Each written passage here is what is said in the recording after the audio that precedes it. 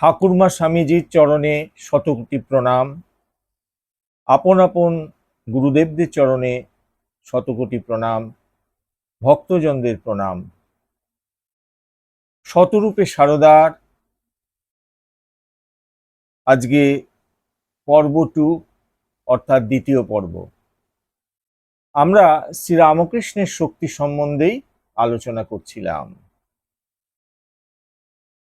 শ্রীরামকৃষ্ণ সারদা দেবী যখন দক্ষিণেশ্বরে একত্রে বাস করতেন, সেই প্রসঙ্গে শ্রীমা বলতেন, সে যে কি অপূর্ব দিব্যভাবে থাকতেন ঠাকুর, তা বলে বোঝাবার নয়। কখনো ভাবের করে কত কি কথা, কখনো হাসি, কখনো কান্না, কখনো একেবারে সমাধিস্থে স্থির হয়ে যাওয়া। এই রকম সমস্ত রাত সে কি এক আবির্ভাব আবেশ, দেখে ভয়ে মায়ের সর্বশরীর কাঁপত। আর তিনি ভাবতেন যে কখন রাতটা পোহাবে। ভাব সমাধির কথা তখন তো তিনি কিছুই বোঝেননি। একদিন তার আর সমাধি ভাঙে না দেখে ভয়ে কেঁদে কেটে তিনি ভাগনা হৃদয়কে ডেকে আনলেন। সে এসে কানে নাম শোনাতে শোনাতে তবে কতক্ষণ পরে ঠাকুরের চৈতন্য হয়। তারপর ওই রূপে ভয়ে কষ্ট পাচ্ছেন দেখে মা ঠাকুর বললেন যে তুমি আমার কানে বীজ মন্ত্র শোনাবে। তখন থেকে কিন্তু মার আর ভয় হতো না। যখন দেখতেন ঠাকুর সমাধিমগ্ন হয়ে গেছেন এবং অনেক রাত পর্যন্ত সমাধি ভঙ্গ হচ্ছে না, তখন মা তার কানে বীজমন্ত্র শোনাতেন। শুধু যে শ্রীরামকৃষ্ণের মণি ঊর্ধ্বলোকে বিচরণ করত তাই নয়, সারদা দেবীর মনও অনুরূপভাবে দেহাতীত ভূমিতে অবস্থান করত। শ্রীরামকৃষ্ণ নিজেই এই সম্পর্কে আলোকপাত করেছেন, বলেছেন যে তার মনে হতো তারা যেন দুজনেই মার সখী।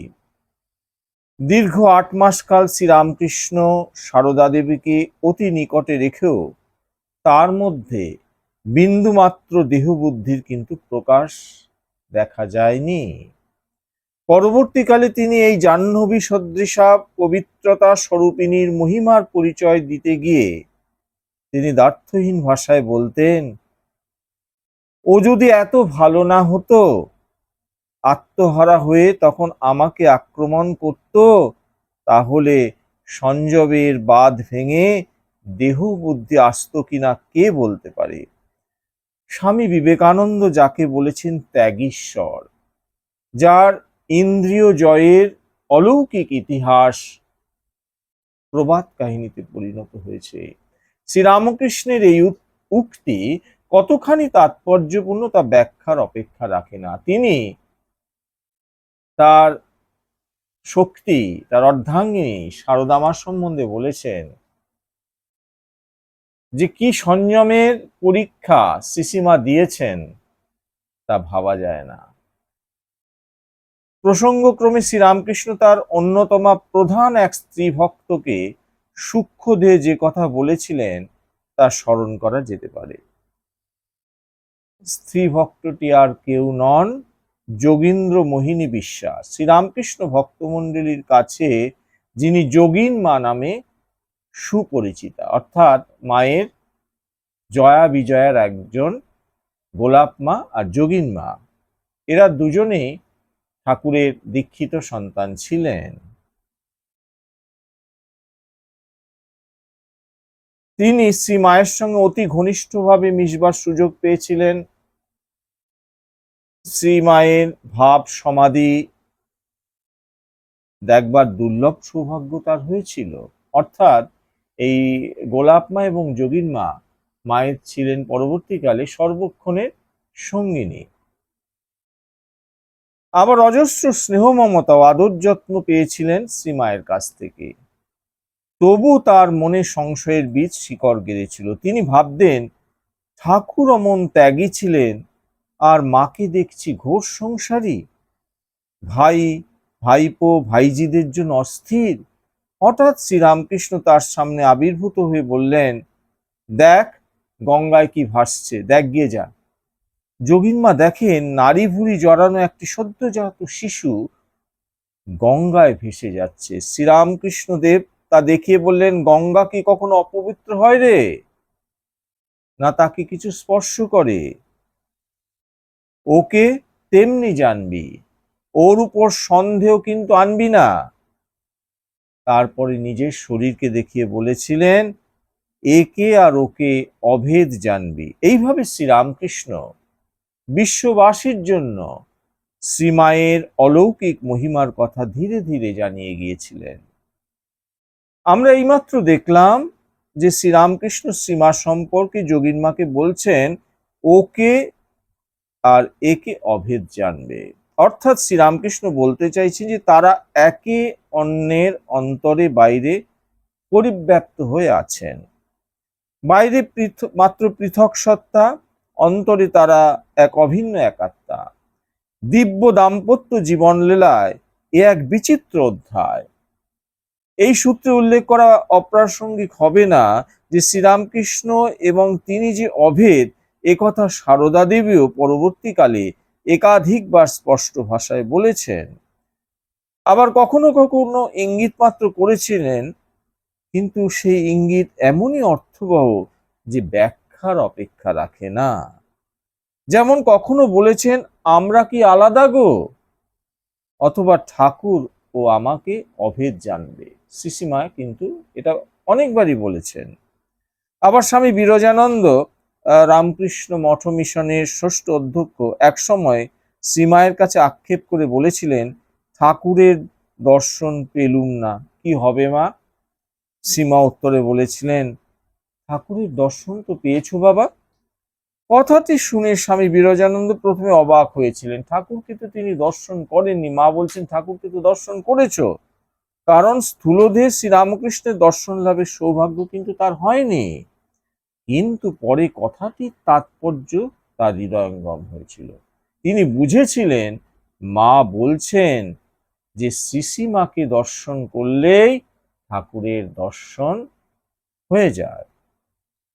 শ্রীরামকৃষ্ণ তার সহধর্মিণীর স্বরূপ জানতেন বলেই শ্রীমায়ের সঙ্গে তার দৈনন্দিন ব্যবহারেও খুব সম্ভ্রম প্রকাশ পেত। তার মনে কোনোভাবে বিন্দুমাত্র আঘাতও তিনি দিতে চাইতেন না। দক্ষিণেশ্বরে শ্রীরামকৃষ্ণের কাছে অনেক ফল মিষ্টি আসতো, আর শ্রীরামকৃষ্ণ ওইসব নহবতে শ্রীমার কাছে পাঠিয়ে দিতেন। শ্রীমা সে সবই মুক্ত হস্তে বিলিয়ে দিতেন, কারণ মায়ের কাছে অনেক ভক্তরা আসতেন। একদিন শ্রীরামকৃষ্ণ একটু অনুযোগের সুরে বলেছিলেন, এত খরচ করলে কিভাবে চলবে গো? ওই কথা শুনে শ্রীমাকে নীরবে চলে যেতে দেখে শ্রীরামকৃষ্ণ বিশেষ বিচলিত হয়ে বলেন যে, এ কি বললাম? সঙ্গে সঙ্গে ব্যস্ত সমস্ত হয়ে ভাইপো রামলালকে ডেকে বললেন, ওরে রাম নেলো, যা তোর খুড়িকে গিয়ে শান্ত কর। ও রাগ করলে নিজেকে দেখিয়ে বলছেন, এর সবই নষ্ট হয়ে যাবে। শ্রীমায়ের কাছে শ্রীরামকৃষ্ণের এই স্বেচ্ছা পরাজয় প্রমাণ করে শ্রীরামকৃষ্ণের দৃষ্টিতে শ্রীমায়ের স্থান কোথায় ছিল। প্রসঙ্গটি উল্লেখ করে ভগিনী নিবেদিতা মন্তব্য করেছেন এক জায়গায় যে শ্রীমা এমনই প্রিয় ছিলেন শ্রীরামকৃষ্ণের কাছে। প্রিয়তমা ভার্যা, শক্তি, মহাশক্তি। বর্তমান প্রবন্ধের বিষয়বস্তুর পরিধির বাইরে হলেও স্বামী হিসাবে শ্রীরামকৃষ্ণ শ্রীমায়ের প্রতি যে দরদ ও ভালোবাসার পরিচয় দিয়েছেন, তাতে যে মানবিক স্নেহ দৃষ্টির স্বাক্ষর আছে, তা সহধর্মিণীর প্রতি সাধারণভাবে একজন যথার্থ প্রেমপরায়ণ স্বামীর দরদ ও ভালোবাসার চেয়ে কোনোভাবেই কম ছিল না।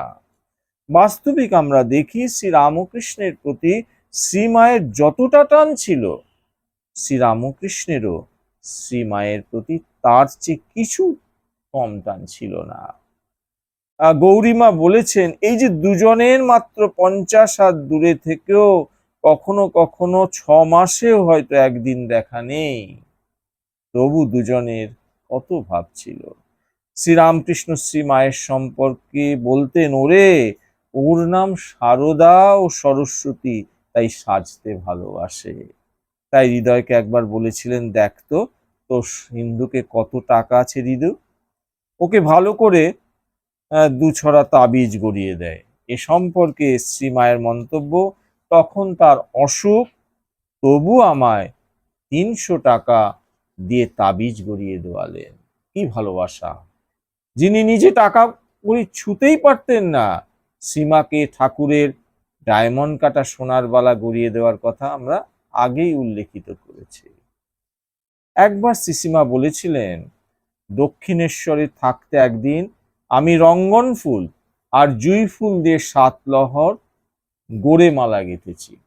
বিকেলবেলা গেঁথে পাথরের বাটিতে জল দিয়ে রাখতেই কুড়িগুলি সব ফুটে উঠল। ভবতারিণী মাকে পরাতে পাঠিয়ে দিল।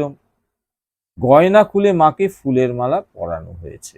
এমন সময় ঠাকুর মাকে দেখতে গিয়েছেন। দর্শন করে বলছেন, একবার দেখে ভাবে বিহ্বল হয়েছেন। বললে, ওরে মাকে এমন করে মালা কে গেঁথে পরালো রে? যখন জানলেন যে শ্রীসীমা দুপুরবেলায় মালাগুলো গেঁথেছেন, তখন বললেন, আহা, কালো রঙে কি সুন্দরী মানিয়েছে গো। তখন বললেন, যা ওকে ডেকে নিয়ে আয়, একবার দেখুক এসে। বৃন্দেজি গিয়ে মাকে ডেকে আনলেন। মন্দিরের কাছে আসতেই দেখলেন যে বলরাম বাবু, সুরেন বাবু এরা সব মায়ের মন্দিরের দিকে আসছেন। তখন মার কি লজ্জা, মা কোথায় লুকোবে, ঘোমটা টেনে এক পাশে দাঁড়িয়ে রইলেন।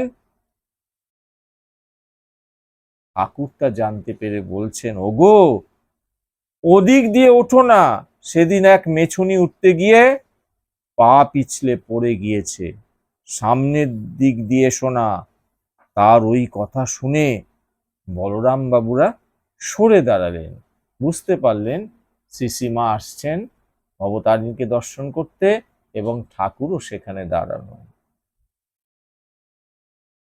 মা গিয়ে দেখলেন যে ঠাকুর ভাবে বিভোর হয়ে গান গাইছেন।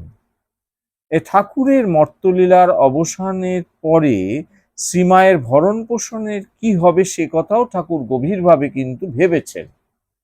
তিনি অত ত্যাগী হলেও একদিন শ্রীমাকে জিজ্ঞাসা করলেন, হ্যাঁ, তোমার ক টাকা হলে হাত খরচ চলে?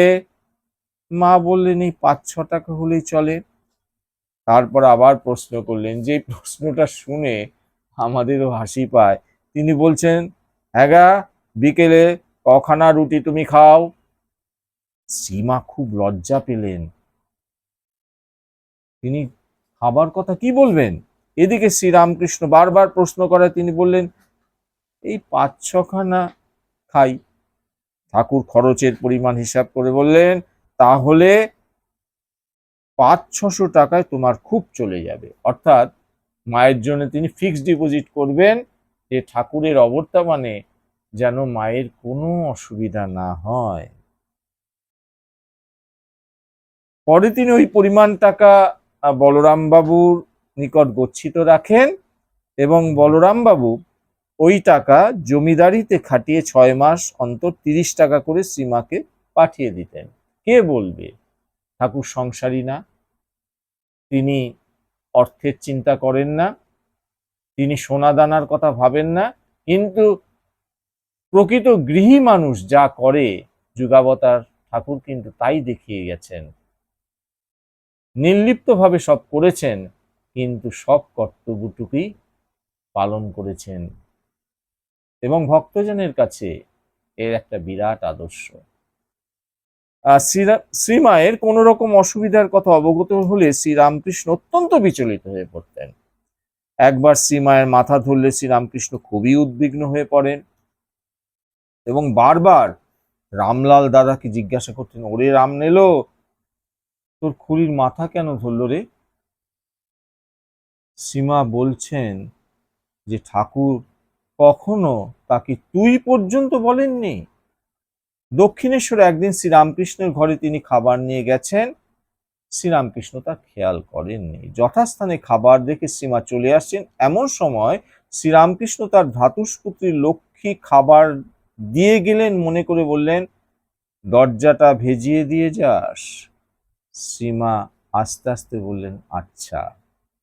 শ্রীরামকৃষ্ণ সীমায়ের গলার স্বর শুনে চমকে উঠে বললেন, আহা তুমি! আমি ভেবেছিলাম লক্ষ্মী, কিছু মনে করো না গো, আমি তোমাকে তুই বলে ফেলেছি। এমন ভাবে বললেন যেন কত অপরাধ করে ফেলেছেন, দিয়ে যাস বলেছেন, তার জন্যই তার কত সংকোচ। পরদিন পর্যন্ত নহবতের সামনে গিয়ে সীমাকে বললেন, দেখো গো, সারা রাত আমার ঘুম হয়নি, ভেবে ভেবে কেন এমন রূঢ় বাক্য বলে ফেললুম। এখানে উল্লেখ করা যেতে পারে যে তদানীন্তন কালে গ্রামাঞ্চলে বহু ভদ্রবংশীয় পুরুষরাও স্ত্রীকে কিন্তু তুই বলতে অভ্যস্ত ছিলেন, এবং তার মধ্যে অশালীন কিছু আছে বলেও কিন্তু মনে করা হতো না।